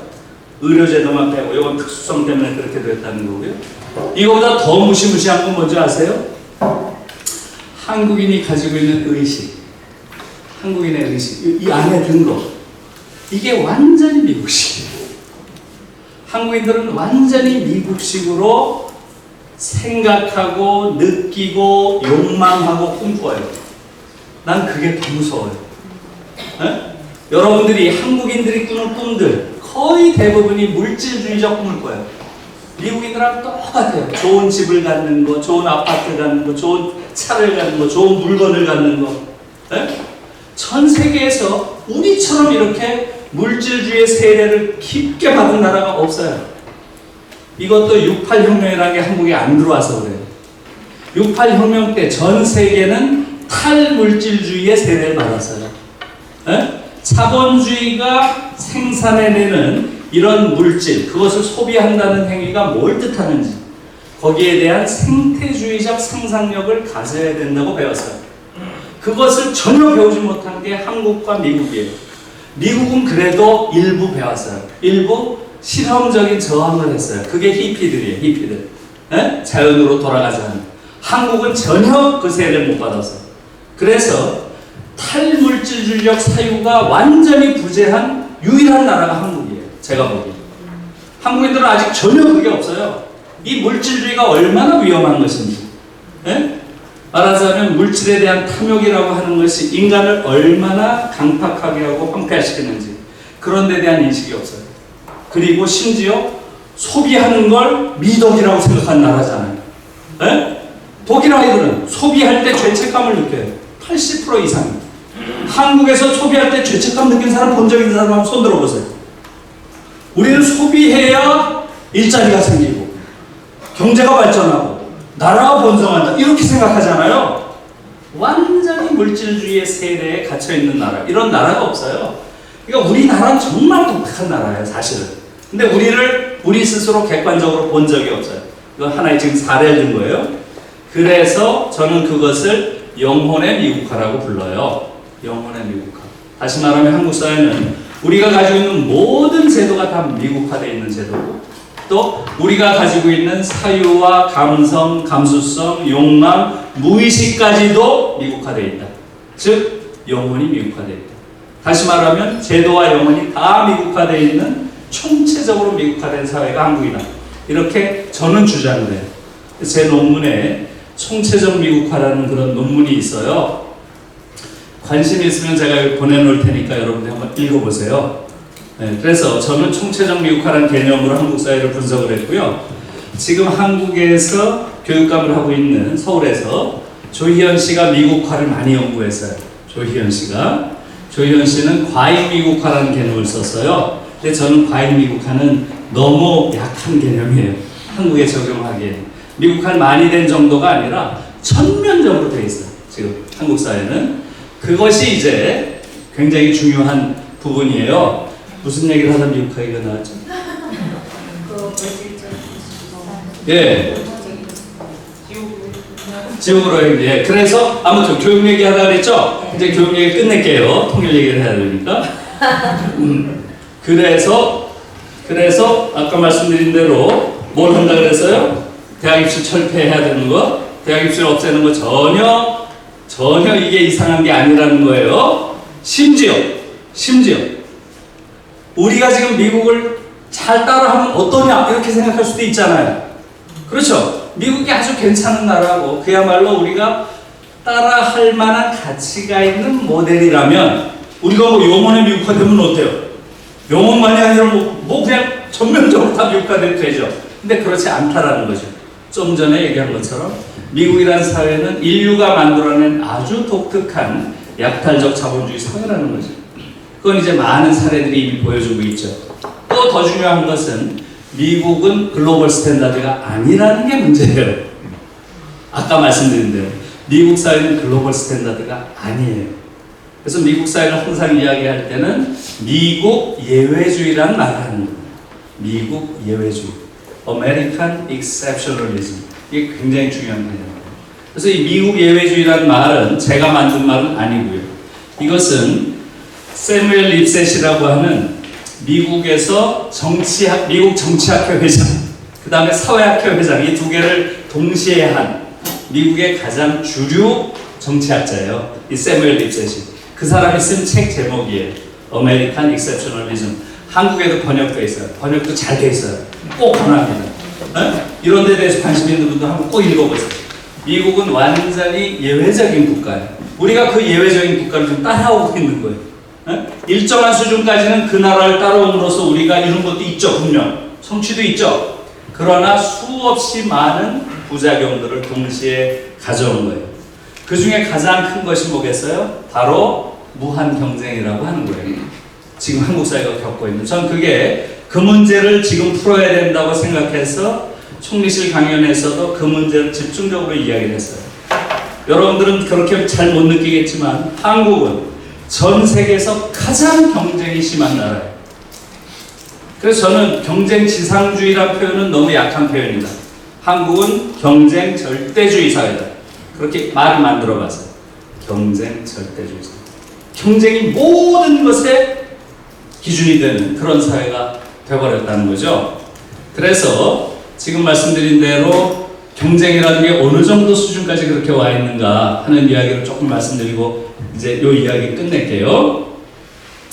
지금 좀 전에 말씀드린 대로 다시 정리를 하면 그 네 가지가 대학 입시를 없애는 거, 이건 유럽에서 다 없다고 지금 이제 충분히 설명이 됐죠? 네. 그 다음에 대학 서열, 이것도 완전 미국식이라는 거 이제 이해하셨죠? 네. 그 다음에 세 번째가 대학 등록금 없애는 거. 이 얘기 하다 이렇게 왔네요. 그죠? 아마 이렇게 옆으로 빠지게. 대학 등록금을 내는 나라는 유럽에서는 거의 없어요. 생활비까지 다 주는 게 옳은 거지. 이것도 완전히 미국 예외주의에 따른 거예요. 유럽에서 보면 터무니없는 거예요. 대학 등록금을 낸다는 것 자체가. 왜? 교육이라고 하는 것은 시장에서 구매할 상품이 아니라는 거예요. 교육이라고 하는 것은 한 공동체가 가장 유토피아적인 상태는 결과의 평등까지도 이루어져 있는 사회예요. 그러나 인류가 몇 번 시도를 했어요. 동독도 시도를 했고 마오쩌둥도 시도를 했어요. 결과까지 평등한 사회. 모두가 평등한 사회예요. 네? 그러니까 단순한 노동자나 교사나 변호사나 의사나 다 봉급이 똑같아요. 네? 그런 걸 시도했어요. 저는 그것도 해볼 만한 시도였다고 생각을 했어요. 그러나 실패했죠. 동독도 실패했고 마오의 실험도 성공했다고 볼 수가 없어요. 그러나 결과의 평등까지는 인간이 못하더라도 최소한 정의로운 사회는 기회는 평등했죠. 기회는. 그래서 독일에서 교육을 바라보는 관점, 유럽에서 교육을 바라보는 관점은 내 돈 내고 구입하는 상품이 아니에요. 당연히 뭐겠어요? 그 사회 구성은 모두에게 동등한 기회를 부여하는 하나의 가장 중요한 어떤 모멘텀이 교육인 거죠. 네? 교육을 통해서 자신의 잠재력을 누구나 구현할 수 있어야 된다는 거죠. 사회적 정의를 실현하는 가장 중요한 요인이 교육이라고 보는 거죠. 우리는 그게 지금 결여되어 있는 거예요. 전혀 없는 거예요. 네? 그래서 지금 한국에서 제가 지금 4가지 폐지해야 된다 그랬죠? 네. 그 중에서 가장 쉬운 게 세 번째예요. 세 번째. 이게 제일 쉬워요. 10조면 돼요. 10조. 10조 돈도 아니에요. 돈도. 대학 등록금 없애는 거. 10조면 없앨 수 있고요. 그 다음에 10조에 없애놓으면 어떻게 돼요? 10조에 없애놓으면 이제 사립대학이라는 게 의미가 없죠? 그래요 안 그래요? 사립대학을 다 국영화합니다. 국립대학은 13%밖에 안 돼요. 사립대학이 87%입니다. 국립대학은 다 네트워크를 해서 네트워크를 다 해가지고 13% 있는 서울대, 충남대, 제주대 뭐 있죠? 전북대, 전남대 이걸 다 네트워크화해서 자, 제주대 국립1대학, 서울대 국립5대학, 또 전남대 국립4대학 이렇게 넘버링을 주고 졸업할 때는 국립대학 졸업장 꽝 찍어서 내보내면 돼요. 네? 그러니까 학생들 입장에서는 어떻게 해요? 내가 요번 학기에는 제주도에 대해 산다. 요번 학기 제주도에서 듣고 다음 학기엔 서울 가서 국립5대학, 서울대학교에서 듣고 네? 다음 학기에는 전남대 가서 저 교수 밑에 김상봉 교수 밑에 가서 들어야지. 뭐 이렇게 되는 거예요. 그리고 졸업할 땐 국립대학 졸업장 빵. 어때요? 너무 좋잖아요. 예? 자기가 듣고 싶은 거 자유롭게 돌아다니면서 듣고, 이게 독일식, 유럽식이에요. 그 다음에 사립대학은 더 이상 사실은 이제 어떻게 돼요? 예. 대학 등록금 없애버리면 10조밖에 안 되는, 예? 그런 걸 할 수 없다는 게 의지가 없는 거죠. 이 정부는 의지도 없고 비전도 없어요. 그게 뭘 뜻하는지도 정확하게 생각을 못하고 있어요. 그래서 지금 최근에 대선에 관심 있는 사람들이 저한테 좀 자문을 물어와요. 이건 반드시 해야 된다. 저는 이건 곧 이루어질 거라고 봐요. 큰 돈이 드는 것도 아니고. 세 번째, 등록금 없애는 것은. 그러면서 사립대학의 소위 랭킹이라고 한 거 있죠? 이건 그냥 없앨 수 있어요. 네? 그렇게 되면 대학 입학 시험을 굳이 그렇게 막 경쟁적으로 목숨 걸고 할 이유가 없는 거죠. 이것은 꿈이 아니라는 거예요. 유럽이 다 그렇게 하고 있기 때문에. 특권 학교는 유럽엔 없습니다. 그런 류의 특권 학교. 그건 완전히 반사회적인 사회적 정의에 어긋난다고 보기 때문에 그런 특권 고등학교는 미국식이에요. 완전히. 그것은 시장 자유주의가 만들어 놓은 교육적 변형태에 불과한 거죠. 이것이 이제 교육의 문제예요. 근데 이걸 지금 제가 설명드리려니까 벌써 1시간이 가잖아요. 1시간도 더 갔네. 그죠? 그러니까 어쨌든 그래도 알아야 되니까 오늘 통일 얘기는 길게 못하더라도 그래서 제가 이 네 가지를 이야기했고 이 네 가지는 결코 꿈이 아니다. 유럽에서는 일상이다. 다 그렇게 살고 있다. 그러니까 그 사람들이 행복한 거다. 우리는 아이들을 끝없는 경쟁 상태에 몰아넣고 어떻게 해요? 그 경쟁 상태에 몰아넣으니까 한국인들의 정신 상태, 의식 상태는 어때요? 거의 온전한 정신을 가진 사람 본 적 있어요? 거의 온전한 정신 가진 사람이 없잖아요. 모든 사람들이 열등감을 가지고 있는 사회예요. 이런 사회가 어디 있어요? 네? 제가 모든 사람이라고 그랬죠? 예외가 없어요. 다 열등감을 가지고 있어요. 이 사회의 승자도 열등감을 가지고 있어요. 승자는 열등감 플러스 불안감까지 가지고 있어요. 2등 할까봐. 네? 그래서 서울대 아이들의 절반이 우울증 상태인 거예요. 재작년에 서울대에서 심리 분석을 한 게 있죠? 재작년 측도예요. 절반 이상이 우울증 상태라는 거예요. 서울대 아이들이 가장 불쌍한 아이들이에요. 네? 늘 1등을 해야 된다는 공포. 이거보다 더 큰 공포 있어요? 그걸 어린 시절부터 20년 이 공포 속에서 살아낸 아이들의 내면이 어떻게 됐겠어요? 저는 그 황폐한 내면을 가지고 있는 그 아이들이 한 국가의 지도자로 행세하면서 운영하는 그런 나라를 원치 않아요. 네, 정말 따뜻한 사람, 인간과 교감하는 사람, 네? 다른 사람의 고통을 감정이입할 수 있는 사람, 이런 사람이 지도자가 돼야 되는 것이지, 네? 그런 강박에 의해서 훈련된 자들이 운영하는 나라는 불행한 나라가 될 수밖에 없어요. 그래서 얘기가 나온 길에 한마디만 더 하면 독일에서는 민주시민을 기를 때 반드시 아이들이 갖춰야 될 능력, 이 세 가지가 있어요. 제가 그 책에도 썼는데 혹시 아시는 분 있는지 모르겠네요. 세 가지 능력. 첫 번째 뭐겠어요? 저항하는 능력이에요. 불의에 저항하는 능력을 아이들한테 반드시 가르쳐야 된다는 거예요. 한국 아이들이 가장 결여하고 있는 능력이죠. 저항하는 능력 가진 아이를 본 적이 없어요. 제가 저희 학교에서 처음에 시작할 때 나는 우리 과에서 키워내고자 하는 인재상이 하나 있다. 가장 버릇없는 아이로 키우고 싶다. 너무 버릇이 있으니까 아이들이. 네? 스스로 자기의 관점을 이야기하는 아이들이 없어요. 한국 사회는. 전부 점수 가지고 아이들을 통제해 놔가지고 더 심해진 것 같아요. 네? 제가 그래서 약간 저 반어적으로 버르장머리 없는 아이로 키우고 싶다 하는 이야기는 좀 자유로운 영혼을 가진 아이들을 보고 싶다는 이야기예요. 그런 아이들 볼 수가 없어요 지금 한국 사회에서. 네? 특히 어떤 불의한 권력에 맞서는 저항 능력 이런 것들 거의 사라졌습니다. 우리 때 좀 있었죠. 네? 그 이후에 한국 사회 기득권들이 가장 두려워한 게 바로 젊은이들의 저항의식이에요. 저는 그것을 조직적으로 말살했다고 봐요. 고등학교도 그렇고 대학도 그렇고 특히 한국 자본이 말살했다고 봅니다. 완전히 잘 길들여진 아주 순종적인 노동자 스타일. 네? 그리고 자본이 야 이거 먹어 하면 바로바로 먹는 그런 소비자로 길들여져 있어요. 제가 보기엔. 아무튼 그런 것들이 우리의 지금 상황이라고 저는 봅니다. 두 번째 능력은 뭐예요? 저항하는 능력 다음에 두 번째 능력이 어떻게 보면 더 중요하죠. 분노하는 능력이에요. 불의를 보고 분노하지 않는 아이는 잘못 교육한 거라는 거예요. 잘못 교육한 거. 예? 우리는 분노라는 것을 마치 네거티브한 부정적인 어떤 한 개인의 속성처럼 이야기하는데 아니죠. 한국 사회는 분노가 너무 적은 사회예요.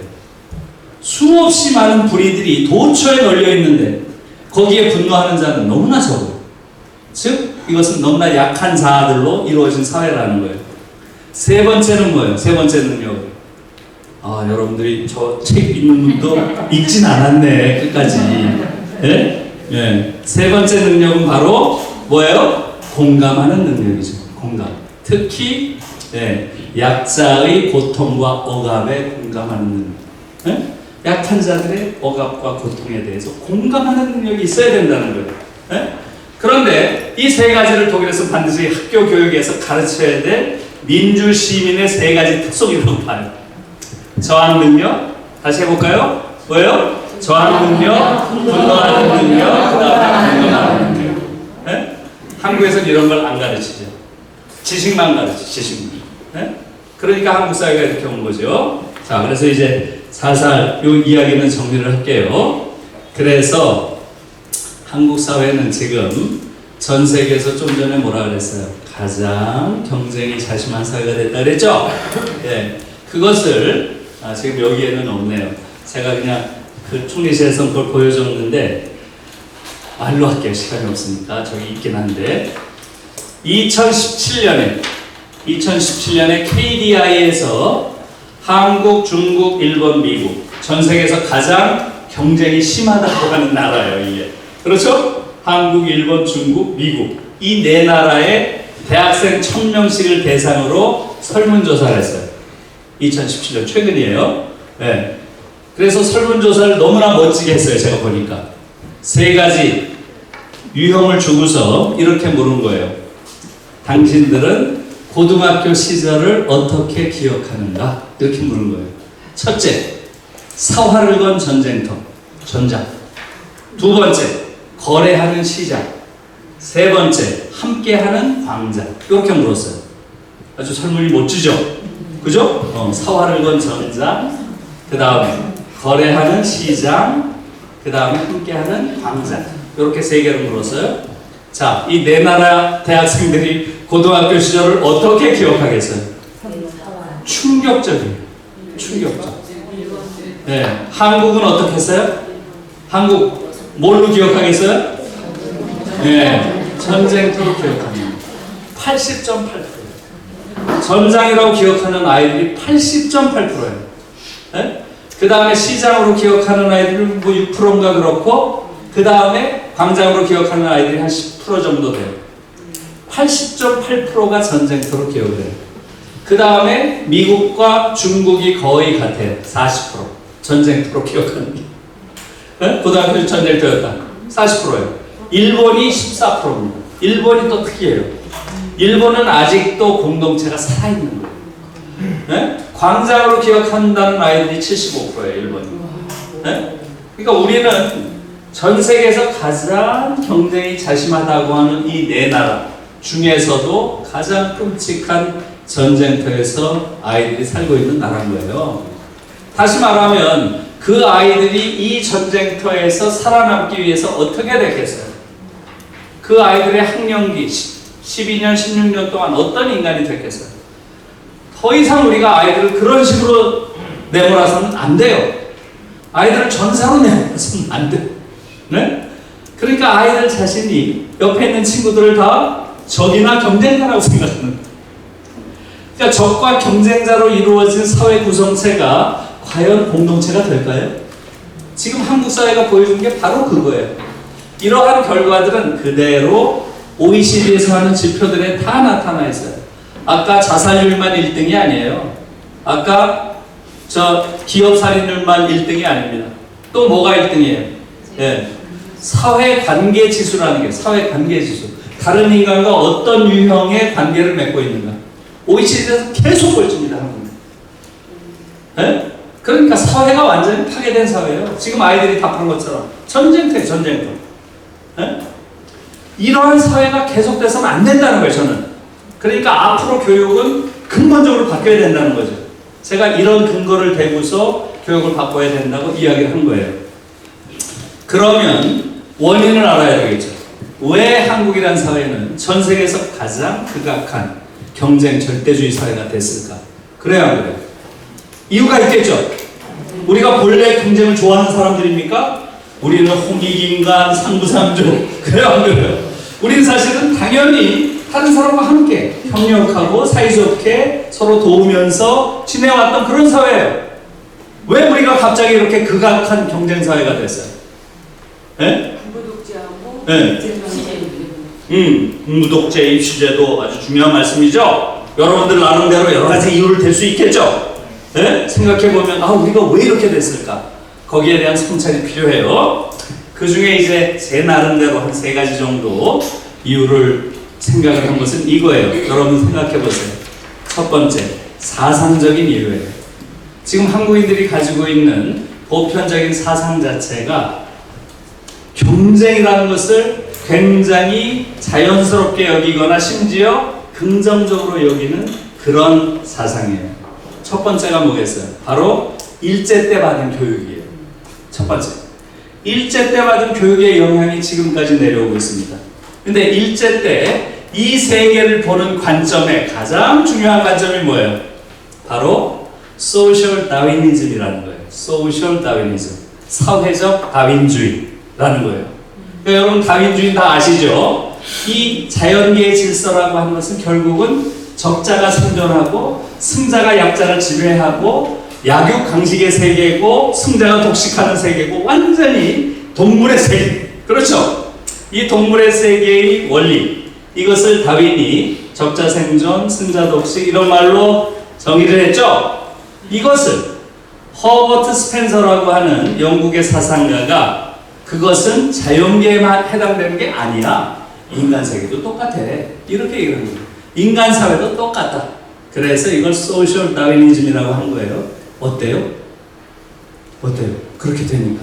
이것은 완전히 제국주의자들한테 너무나 좋은 사상이잖아요. 그래야 안 그래요? 19세기 말부터 전 세계가 제국주의 경쟁을 하죠. 그러니까 이것은 완전히 그 당시에 제국주의 물결과 어울려서 제국주의를 청담한 원래 세상이 그런 거야. 이러면서 막 약한 나라들 집어먹었죠. 제국주의 사회학이 그 당시에 전 세계를 풍미한 거예요. 일본 놈들 대표적이죠. 네? 아시아를 경영하면서 완전히 그들의 사상적 기반은 소셜 다윈이즘이었어요. 그것을 한국 사회에서도 강하게 학교 교육에서부터 이런 걸 기조로 가르친 거예요. 그러니까 한국 사람들도 대부분 나이 든 사람일수록 더하죠. 대부분 이분들이 다 이 사회라고 하는 것은 우리가 경쟁에서 이겨야 되고 승자가 다 먹는 거고 이런 생각들을 가지고 있잖아요. 우리 나이 드신 분들이 원래 그런 게 아니란 말이에요. 그 전에는 우리도 다 상부상조, 홍익인간 뭐 이런 생각을 가지고 있다가 일본식 교육이 들어오면서 30년 일본 교육이 그렇게 끔찍한 말하자면 경쟁을 정당화하고 미화하는 이런 게 된 거죠. 자, 일본인들이 물러갔어요? 어떻게 되죠? 미국인들이 들어왔죠? 미국인들은 보니까 좀 다르게 봐요. 세상을. 일본인들은 정글로 봤잖아요. 미국인들은 뭘로 봐요? 모든 현상을 시장으로 보는 거예요. 시장. 무한 경쟁하는 시장이에요. 요번에는.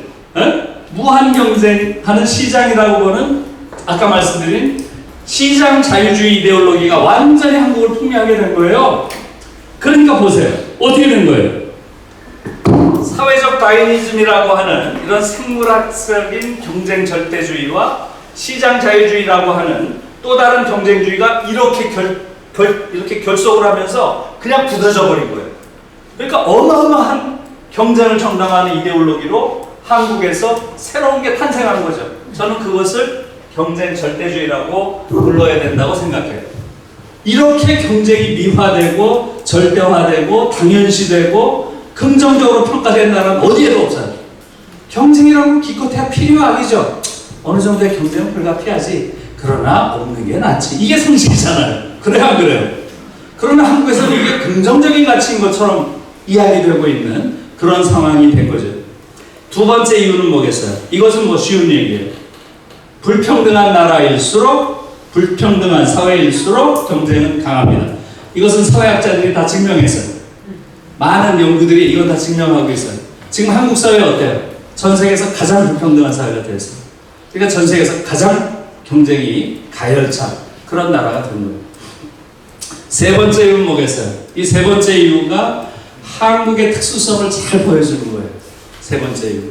그건 뭐겠어요? 바로 이스태블리시먼트가 부재한 사회라는 거예요. 이스태블리시먼트라는 말은 정치학에서 전통적인 지배 질서 혹은 지배 계급을 뜻하는 말이에요. 어느 사회에서나 전통적으로 지배하고 내려온 지배 질서가 있고 지배 계급이 있죠? 그게 있어요. 한국은 그게 완전히 해체된 사회예요. 이런 사회가 거의 없어요. 역사상에. 다시 말하면 예를 들어서 프랑스를 예를 들어 볼게요. 프랑스라는 사회는 이미 1789년에 로베스피에르라고 하는 아주 시골의 변호사가, 당시 시골 변호사는 아무것도 아니에요. 에? 루이 16세라고 하는 그야말로 지상의 신, 절대왕, 절대왕정의 지배자의 목을 친 거예요. 단두대에서. 정말 프랑스 대혁명이죠, 이게. 완전히 새로운 시대를 만들어낸 그런 거예요.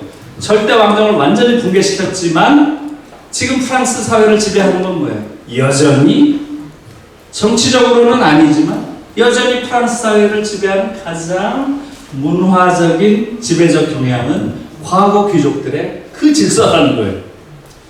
그래서 이것을 프랑스 사회는 굉장히 정치적으로 민주화된 사회 같은데 잘 안으로 섬세하게 들어가 보면 여전히 강력한 지배 구조가 보인다는 거예요. 이스태블리시먼트가.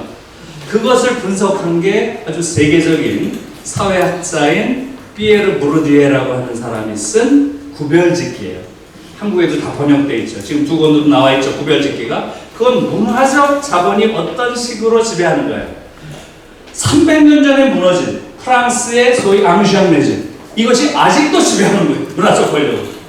그 정도로 이 이스태블리시먼트라고 하는 것은 굉장히 장기간에 걸쳐서 지배하는 전통적 지배 질서인 거예요. 이걸 이제 이스태블리시먼트라고 하는데, 제가 아는 한 한국처럼 이런 전통적 지배 구조가 완전히 와해된 사례를 못 봤어요, 저는.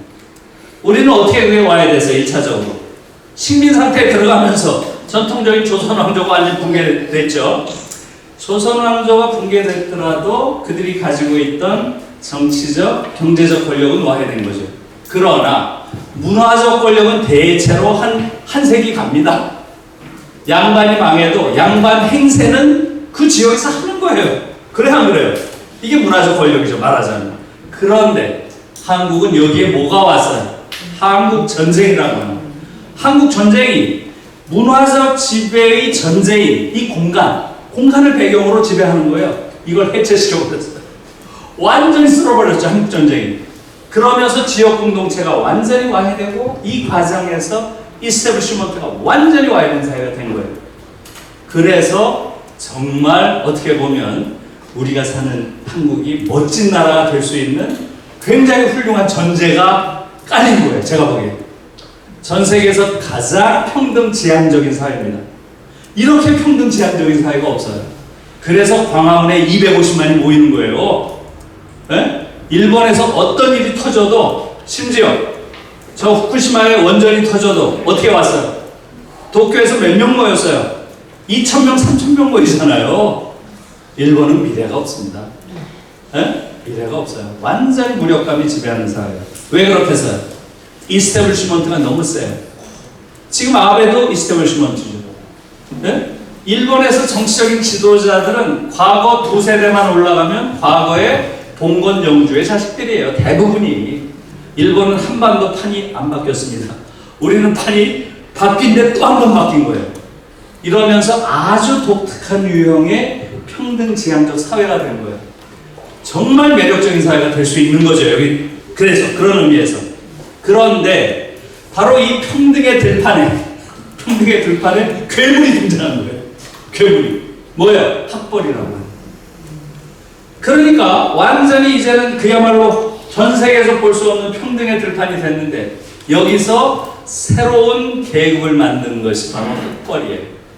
그래서 한국에서 이 학벌 계급 사회라고 하는 게 너무나 강고하게 지금 버티고 있는 것이고, 이것이 그야말로 학벌을 두고 어마어마한 전쟁이 벌어지는 전쟁터가 되어버린 거죠.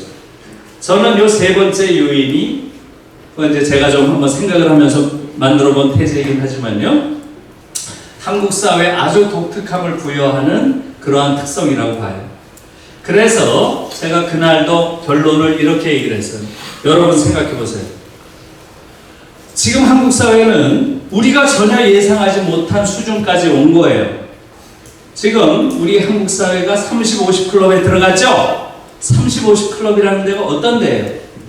인구가 5천만 넘는 국가들 중에서 1인당 국민소득이 3만 불, 그죠? 3만 불이 넘는 나라예요. 몇 개가 있나요? 우리를 포함해서 7개밖에 안 돼요. 우리를 포함해서 어디죠? 미국, 일본, 그 다음에 독일, 프랑스, 영국, 그 다음에 이태리. 이태리가 6번째고 우리가 7번째 들어가는 거예요. 어때요? 이 6나라 지금 보니까 어때요? 우리가 늘 선진국이라고 생각했던 동경했던 나라들 아니에요. 그렇죠? 거기에 우리가 들어간 거예요. 대단한 거죠? 그렇죠? 그런데 여러분 잘 생각해 보세요. 이 6나라는 공통점이 있어요. 우리 빼고. 어떤 공통점이 있죠? 어떤 공통점이 있는 것 같아요? 6나라. 그렇죠. 맞아요. 제국주의 국가들이에요. 전부 제국주의 국가들이에요. 제국주의의 과거를 가지고 있는 국가들이에요. 다. 우리만 그 과거가 없어요. 우리는 오히려 제국주의에 희생당한, 지배당한 그런 나라예요. 제국주의에 지배당한 나라 중에서 지금 세계 최고 정상에 올라온 유일한 나라예요. 말하자면. 네? 그것은 우리 한국에게 아주 독특한 유형의 도덕적 권위 같은, 도덕적 기품 같은 것을 부여해요. 제가 외국 학자들이랑 만나서 이야기할 때 일본 학자도 마찬가지, 독일 학자도 마찬가지. 한국이라는 나라는 어떤 독특한 디그니티가 있는 것 같다. 존엄. 한국 사회가 가지고 있는 그런 이야기를 하는 사람이 많아요. 그건 실제로 외국 사람들도 그렇게 느끼는 거예요. 네? 말하자면 도덕적으로 우리가 역사에서 잘못한 지식 별로 없는 나라인 거예요. 쉽게 말하면. 네? 그런 나라가 이 정도 수준까지 올라온 거의 유일한 사례가 된 거죠. 그래서 저는 이 교육개혁이라는 게 단순히 교육개혁을 하자는 것이 아니라는 거죠. 우리가 향후 100년 이 시점에서 이 정부가 완전히 새로운 유형의 교육, 다시 말하면 더 이상 이런 경쟁교육 시키지 말고 모든 아이들을 다 서로 위하고 서로 존중하고 아이들의 개성을 끄집어내고 아이들의 재능을 끄집어내고 하는 정말 교육다운 교육을 만들기 시작한다면 한국 사회는 어떻게 되겠어요? 다시 말하면 학벌 계급 사회를 타파한다면 한국 사회는 현 시대에서 볼 수 없는 가장 자유롭고 평등한 유토피아와 가까운 국가가 될 거예요. 아마도. 그건 정말 멋있는 나라죠. 네? 그 정도 꿈을 꿀 때가 됐어요. 한국에서. 네? 이 정부에서는 아무도 그 꿈 안 꾸나 봐요. 지금 보니까. 꿀 때가 됐고 제가 그 자리에서도 바로 이런 맥락에서 교육개혁이라고 하는 것은 단순한 교육개혁이 아니다. 이것은 한국이라는 나라가 향후 지금 코로나 이후에 한국이 방역 잘했다. 그건 그냥 방역 잘하면 잘한 거죠. 그걸 가지고 너무 그냥 이야기하는 건 웃기는 얘기예요. 너무 없어 보이잖아요. 네? 그러니까 그것은 열등감에 또 다른 표현이에요. 그런 수준이 아니고 이제는 그야말로 한국이 가지고 있는 아주 독특한 상황, 즉 이 평등의 들판에서 유일하게 나타난 괴물, 즉 학벌 계급 사회. 이것만 우리가 쳐낼 수 있다면 한국 사회는 상당히 정말로 온 세계 사람들이 그렇게 동경하고 부러워하고 하는 그런 나라가 될 수 있으리라고 저는 생각을 합니다. 그래서 오늘은 이야기를 하다 보니까 또 지금 이 이야기를 못하게 됐네요. 오늘은 그냥 특별 강연으로 좀 참여해 주세요. 네, 그래서 제 이야기는 오늘은 교육과 관련된 이야기로 마무리를 하고요. 혹시 지금 제 책을 읽고서 오늘 이런 이야기를 좀 듣고 싶어서 오신 분도 있고 하니까 그런 분도 좋고, 또 오늘 제가 강연을 한 이 내용에 대해서도 좋고, 조금 파격적인 이야기가 많잖아요, 그죠? 그러니까 이런 부분이 틀림이 없이 있을 텐데 그게 말이 되냐, 이런 질문들을 좀 여러분이 해줬으면 좋겠어요. 그래서 제가 한두 번 질문을 받고 딱 끝낼게요. 네. 누가 질문이 있으세요? 네, 질문. 예. 학벌 사회가 예. 학벌 사회가 타파가 되면 교육 자체도 달라질 거라는 확신이 있어요. 좋은 말씀이에요. 좋은 말씀이에요. 지금 이제 사실은 지금 말씀하신 요 물음과 제가 교육개혁을 해야 되겠다고 하는 것은 밀접한 관계가 있는 거죠. 입시 제도를 놔두고서 많은 사람들이 사실은 개혁적인 교육을 시도했어요. 시도 안 한 건 아니에요. 그런데 지금과 같은 경쟁 입시가 존재하는 한 그게 안 되는 거예요. 계속. 이제 선생님들도 다 그렇게 말씀하시죠. 많은 선생님들이. 그러니까 지금처럼 경쟁 입시가 존재하는 한 정말로 인간 안에 있는 잠재력을 끌어내는, 또 아이들이 가지고 있는 그런 아주 개성을 끌어내는 이런 진짜 교육은 불가능하다는 거예요. 그래서 이제 그런 맥락에서 입시제도 그게 필요하다는 거죠. 그런 거 하신 거예요? 네. 그 기본